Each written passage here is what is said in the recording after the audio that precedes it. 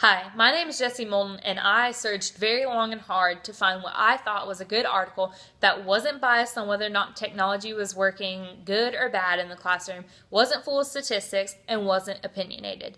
The article I found I will definitely be using when I become a teacher because I thought it was that helpful. The article is written in September 2010 by Mary Burns and is called How to Help Teachers Use Technology in the Classroom, the 5J Approach. What the 5J Approach is a set of principles that was created in the 1990s by an Austin-based educational organization called SEDL. This organization puts together a set of principles, then chose 150 different teachers in 5 different states and successfully integrated technology into all of their classrooms. Later, another organization took the same principles and went over to Indonesia, where technology is so minimal to both teachers and students, and successfully integrated technology into 280 different teachers over there. Well, Mary Burns thought, okay, well, if it worked in Indonesia that well, then over here in the States where technology is so common in our everyday lives, it should help us. The 5J approach focuses on the professional development sessions that us as teachers are required to go to use the technology in our classrooms. The first J stands for job related. This states that in the professional development sessions, we should focus on the common core of teachers' jobs, not of the technology. It should all be workplace-based. That way we never run into, oh, well, I can't use this in my classroom because whatever the problem may be. The second J stands for just enough. This principle states that we should learn just enough of the software that when we get back to our classroom, we're comfortable.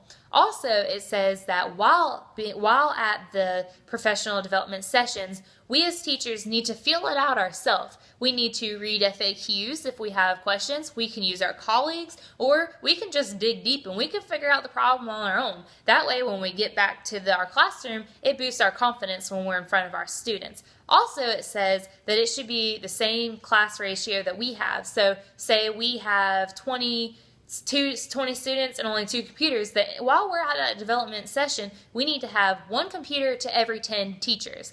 The third J stands for just in time. This is a huge problem that we have nowadays. What this stands for is we need to learn or go to these professional development sessions right before we get, or when we get, our own technology. That way we don't run into the problem of, oh, well, last year I went to a development session on how to use my iPad in my classroom, but now it's a year later and I'm just not getting my iPad. Well, I don't remember what I learned. This will reduce lag time, and also with this being just in time as we get our iPad, we can also have help from our coach where they can, from the instructional session, where they can come actually into our classroom and tell us whether or not we're doing it right. We can ask them questions and so on. The fourth J stands for just in case. You, as our teacher in this class, have stressed so much that we always need to have a backup plan. Well, just in case focuses on that same principle. Just in case says that we always need to have a backup plan. We really need to always think that technology is going to mess up, so we don't need to focus because computer is the only one instructional tool. Also, just in case, which I didn't really think of until I read this, is you need to not always have all the pressure on you. When you select your groups to go on your different computers, you need to think, okay, well, Johnny is really good with computers, but yet Timmy really knows how to spell or so and such, so that way your students and the groups can kind of figure out problems on their own. Well, then if they run into the problem, always have that backup plan so you don't look bad and you can just go on to like a textbook or such.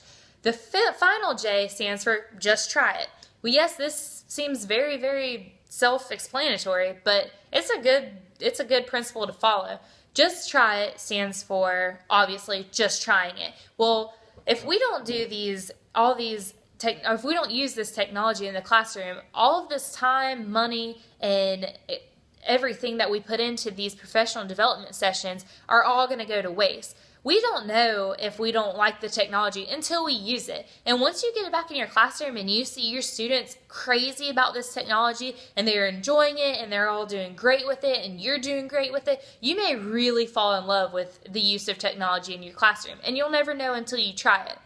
I really thought the 5J approach was very useful, and I hope it's just as useful for you. Thank you.